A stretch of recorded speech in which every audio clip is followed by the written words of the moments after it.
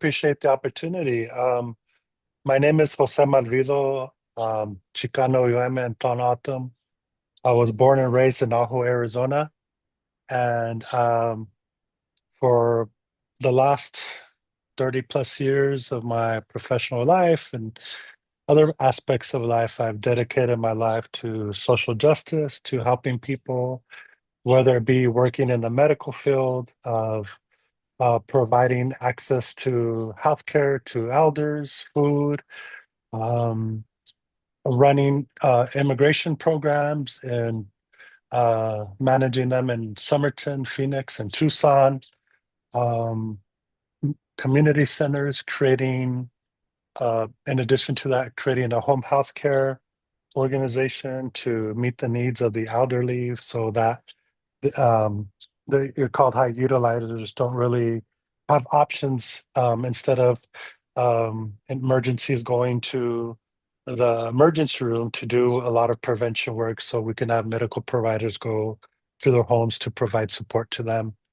Um, so a lot of my work has been in that field, and in addition to that, I have about the same amount of time with 30 plus years working with various Native American communities, whether it's running a national diabetes program, whether it's providing support with sacred sites through funding or other mechanisms to provide their work, whether it being working at the United Nations to help support the folks that were drafting the Declaration on the Rights of Indigenous Peoples. I mean, I kind of been doing this type of social justice work for many years. And the thing that really got me into it is I think I mentioned it in the debate, but as I mentioned, I'm from Ajo, and at one point in time, it was a copper mining community. And my father was a miner, and in the early 80s during Reaganomics, we went through what was called the Great Copper Strike of Southern Arizona. It was communities like Ajo, Morenci, Clifton. I think I don't know if Benson was part of it, and other areas where the mine, Phelps Dodge, pretty much induced a strike by reducing wages, reducing medical care, eliminating cost of living, and so folks went on strike, and it lasted for 3 years, and the community was in turmoil. It was kind of split in half, and it was really basically on the picket line. And my dad was a union organizer, and we lived through that. It was pretty much tough times because um, there was no work. The mine was pretty much the only work in town, and the strike ended by Bruce Babbitt, who was a governor, then called the National Guard to break the strike, break the picket line. And ultimately, that was the final blow to it. Um, and the reason I bring this up is because it's linked to another thing. Around that time, Phelps Dodge used eminent domain laws to pretty much get rid of our communities. We lived in, there was two communities called Mexican Town and Indian Village, and the Indian Village was like an old community, and they used eminent domain to pretty much kick us out of our homes. And they came in and bulldozed our homes. A lot of folks had pretty much took what they could. Some people didn't have the ability to take a lot of their stuff, and I boil it down to my dedicating my life to social justice to this event. So our next door neighbors were Tonatam and Yaqui. They were refusing to leave, Mhm. and they were getting drug out from their home, including their kids, and arrested. And it was just something that made me want to go over there and help them.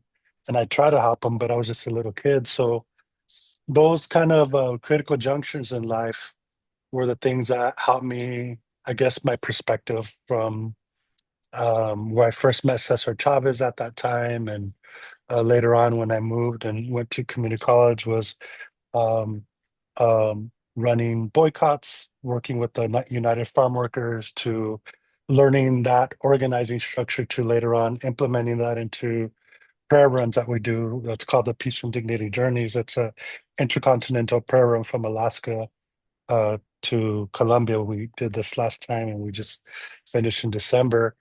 Oh. Um, so um, from working with young people directly, creating various organizations or being founding members of International Indigenous Funders, which is a funders group to help educate funders on funding, the importance of funding Indigenous peoples. So I've kind of been on the front line in a lot of ways, and Mhm. especially my work with medical care, working with a lot of elders or people that have don't have access or to medical care or have minimum access to medical care. So this is an odd year for anybody to get involved in politics. So certainly there was a great loss for our community, but Mhm. what pushed you over the edge to jump into the race? You know, running for office is hard. Yeah, I think part of it was seeing the landscape and not being not being happy with it with other candidates and not trusting that they're going to really address it. Like folks that are have been in office, the main thing that folks want to do is stay in office and then do some work. And I I think that we need to really do some work to transform the Democratic Party to build and be a cohesive group because we have folks all over the place. And then the other thing is that um, there's also doorkeepers where I remember talking with folks that are um, in the leadership in the Democratic Party saying that this race is going to cost about $3 to $4 million. Um, that they're just waiting for the midterms and they feel that Trump is going to falter and then that the Democrats are going to win. And to me, that is unacceptable that you're just relying on that. Um, because what is it, the platform that the Democrats stand for? And there's not a universal platform. And we have folks like Chuck Schumer in the Senate writing when Trump does these massive cuts, he writes an aggressive letter or doesn't really address the the current build, the beautiful whatever budget. Like he's not addressing the cuts to seniors, he's not addressing the cuts to Medicaid, Medicare, all the different threats. Studies out there publishing his book. Like I haven't really heard much from a lot of our elected officials in Arizona as well. So I think that we need like some bold perspectives that I'm doing this to run and potentially win, and not necessarily if I were to get elected, is just to do some change, but not necessarily worry about whether getting reelected. Because I think that we're at a critical juncture in history. And I think that folks do not see that the political, social, economic landscape has changed and it could possibly be transformed forever. A lot of folks, I believe, are missing the the forest from the trees. And I agree with a lot of the folks' perspective of the cuts to programs, but I think the biggest threat right now is really the consolidation of power of the from the legislative arm and the judicial arm into the executive arm, into the presidency. And we're supposed to have separation of powers to keep a balance. And right now, uh, those powers are being eroded. So my um, work I would do is really to fight to make sure Congress takes back their power. And And I think those are some um, big picture things because that we need to address because the other things kind of falter because the tariffs are supposed to fall under Congress. Issues on immigration are supposed to fall under Congress. A lot of other issues are supposed to fund out of Congress. I mean, but they're allowing the executive branch to take a lead on it and really capitulate in terms of the Democrats giving power. I mean, the Republicans wanting to give their power, but that the effect of it is potentially transforming the country forever. And I think that in order to counter that, we have this opportunity. So I really don't believe that the current candidates see that, address it, or are have a way to even address that. I hope you will forgive the label, but you spent a lifetime in organizing. What does it look like to elect a congressman with a background like that? What does that look like versus what we see in Washington right now? I think that I have a great example of it. I mean, I have communicated with some of the elected officials currently out there, and folks are basically saying our hands are tied. And I'm like, because we don't have the majority in Congress. And so I go, you are the most powerful people in this country. Your hands are not tied. There's different things that you can be doing. And we use the organizing part of it. For example, we had Bernie Sanders traveling out the country, 80-year-old person that's putting a lot of energy to address the issues, throughout his tour. But that it can't stop there. We need to organize. We need to build coalitions. We need to have people in the communities debate issues, debate what our platform is, and then move forward from there.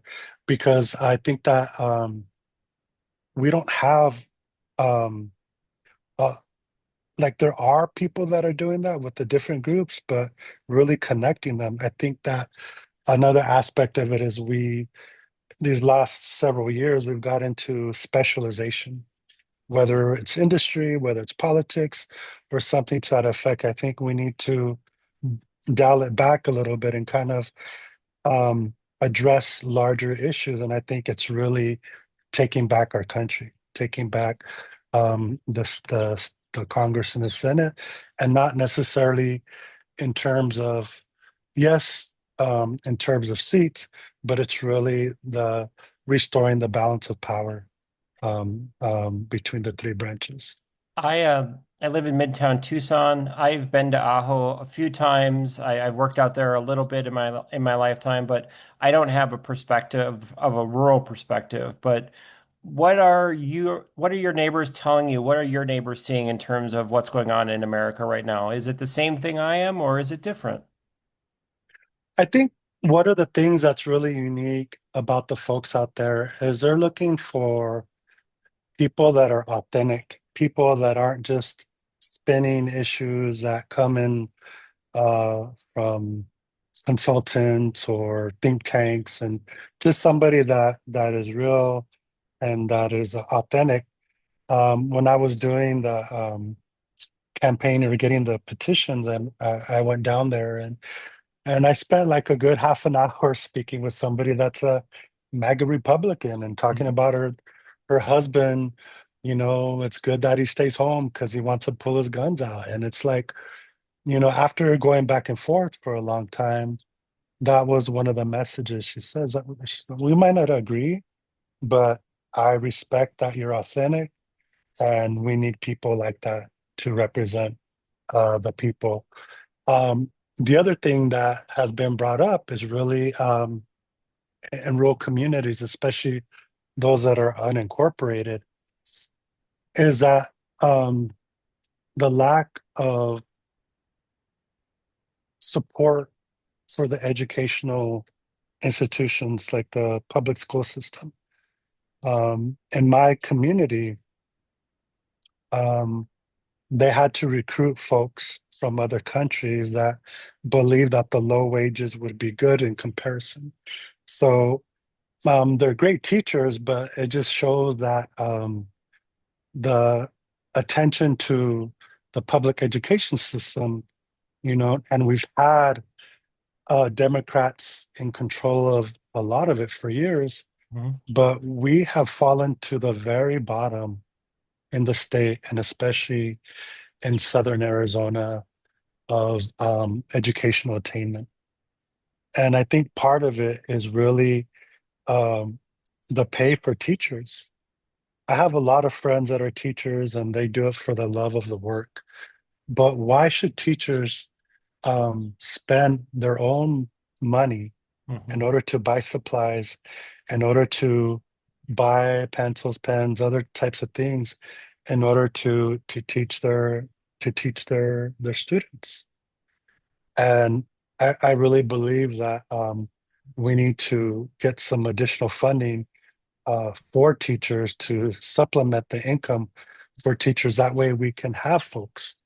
Um, and related, the dropout rate has gone higher. There's about a almost 30% of the students drop out.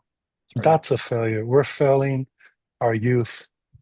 And I think that we have a lot of amazing people in the school districts, but I think a lot of it does come, you can't throw money at everything, but I think strategically funding schools and funding teachers um, is a very important thing that we need to do, and that isn't happening. I haven't had a chance to see you a lot. We haven't been in the same room much, but in terms of, Mhm. since you've launched your campaign, has there been a common misconception that you are often correcting about yourself? I don't know. Do you have one?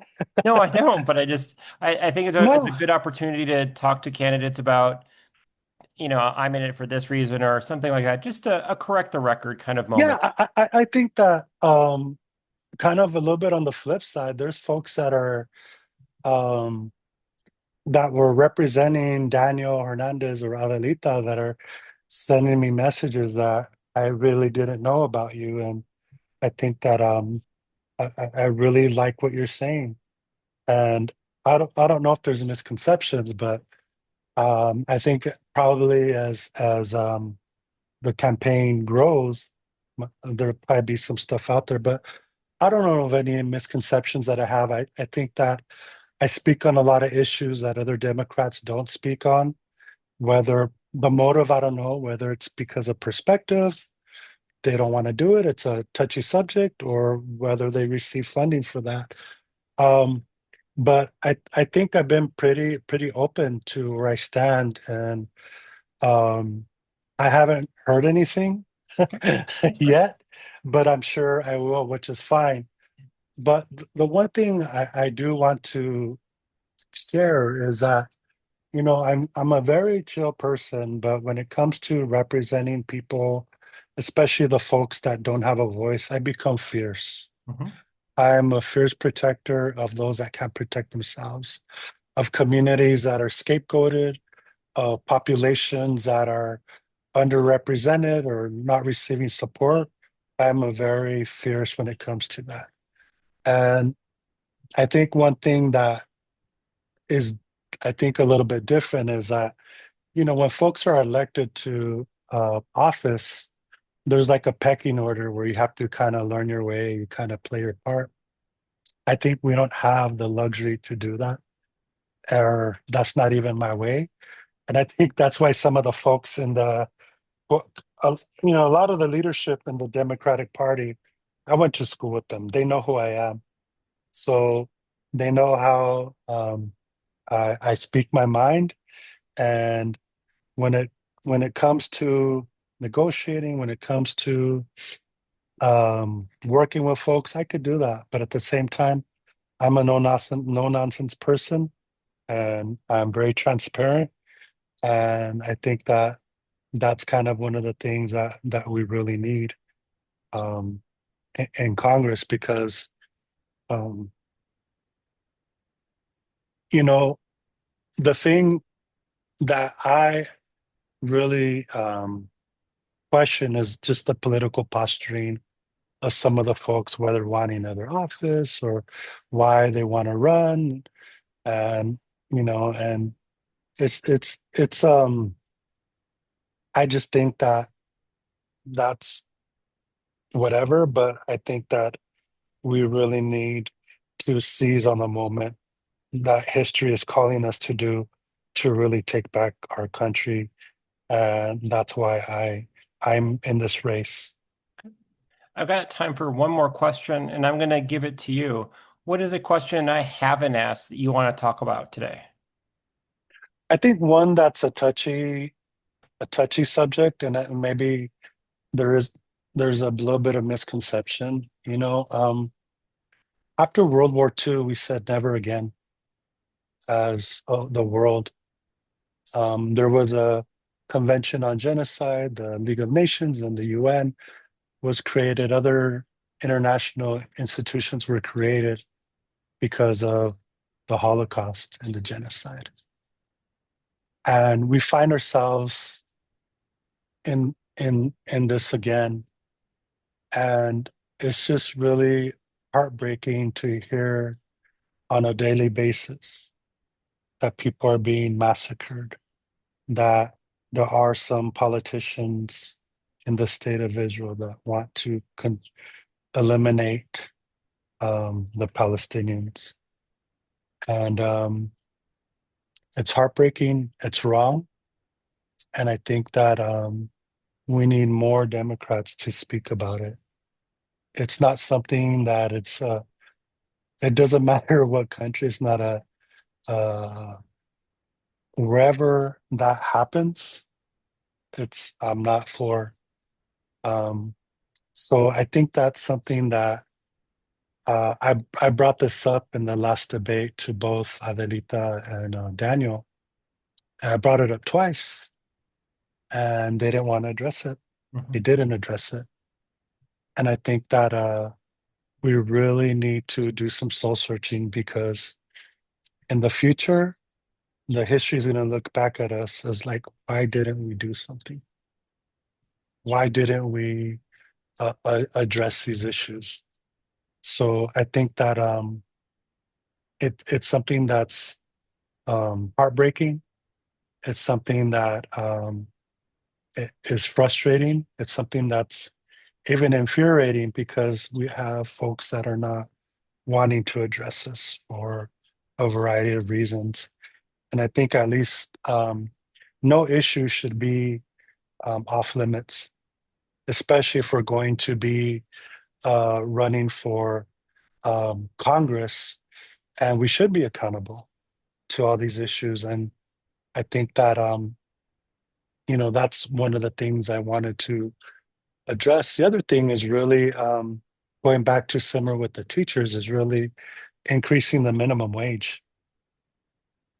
Rent has gone up not only in Pima County, but throughout the district, but real wages haven't. So I think that it's time to increase the minimum wage. Um, it's also important to try to attract uh, uh, other organ or companies out here. But I think the other piece is really take the opportunity to do some job training. Like there's a lot of tech jobs that are coming in there, and like in the valley or even south of the valley, um, near Phoenix, there's like building massive plants. And but the thing that ends up happening is they bring in people from other parts of the country to work here. We need to have people trained up in Arizona to already get connected with those types of jobs. And I think that when the state makes contracts with them, that needs to be a part of it. Not just to give tax breaks, but how are people going to benefit from this? Um, so I think that that's another part of the thing that my platform that I really believe. The other things I really believe is that we need universal healthcare. Not instead of cutting Mhm. Medicaid, Medicare, we need to expand it. Because when I spoke about the elders in Arizona, especially in the southern part of Arizona, 17% of the elders uh, are either don't have insurance or underinsured. I mean, that's a travesty. And these are the very folks that are going to be affected by the tax cuts. Yeah. So I think that when I said speaking about the folks that are voiceless, um, are immigrant communities that are being disappeared, whether you're a citizen or not a citizen, being uh, um, taken by masked people that don't identify themselves and trucks and I think that Trump is trying to push to um, just to get dissidents to to get disappeared and taken. I I I was speaking with some tribal officials a couple of months ago, and I was saying that with Trump wanting to rebuild industry here, he's going to come after tribal lands. And some folks believe me, some didn't. But in the big beautiful bill, that's there. Yeah. It wants to open up, um, attack tribal sovereignty to get the natural resources, not only in tribal lands and national parks and other areas. So I'm Okay. against that.